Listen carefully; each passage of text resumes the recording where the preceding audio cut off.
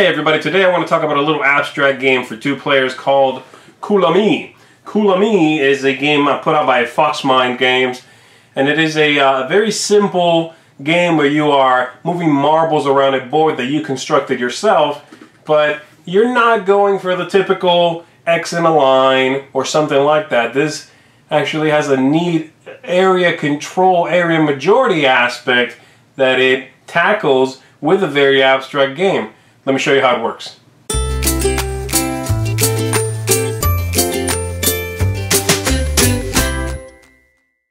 The first thing you'll do in the game is set up the board here. The board is made up of all these different pieces, and you can really set it up however you want to.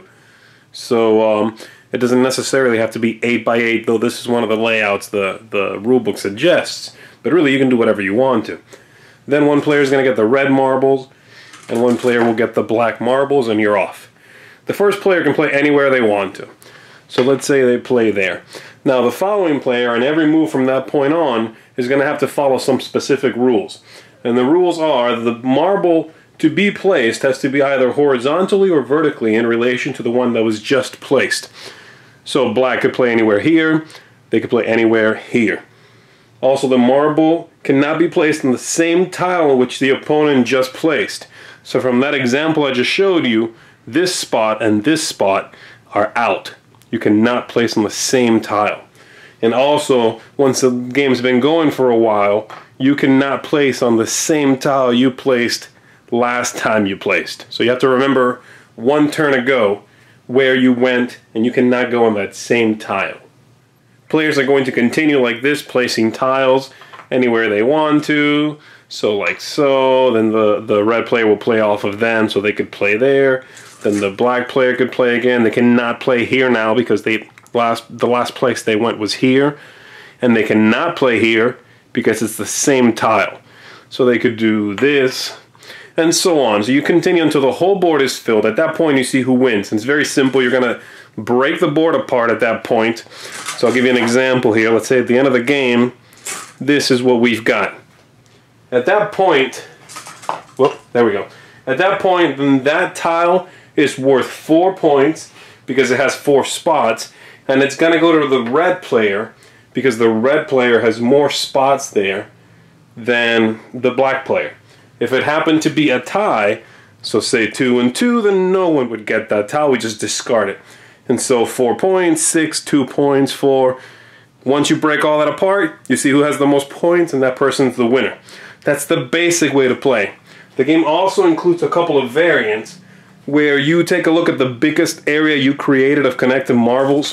So you'd be looking at something like this. So if you had something like that, then this area is an area of 5 marbles connected. You would compare the biggest area that black made versus the biggest area that red made, and then the player that has the most would get the difference. So let's say this player has the biggest area is 12, this person's biggest area is 8.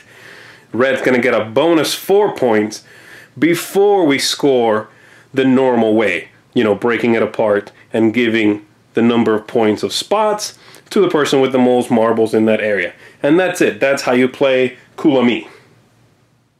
So there you have it, Kulami. As you can probably suspect, the game is very, very short. It's very simple to teach. It's a little itty-bitty bit fiddly with the having to remember where you played last turn rule.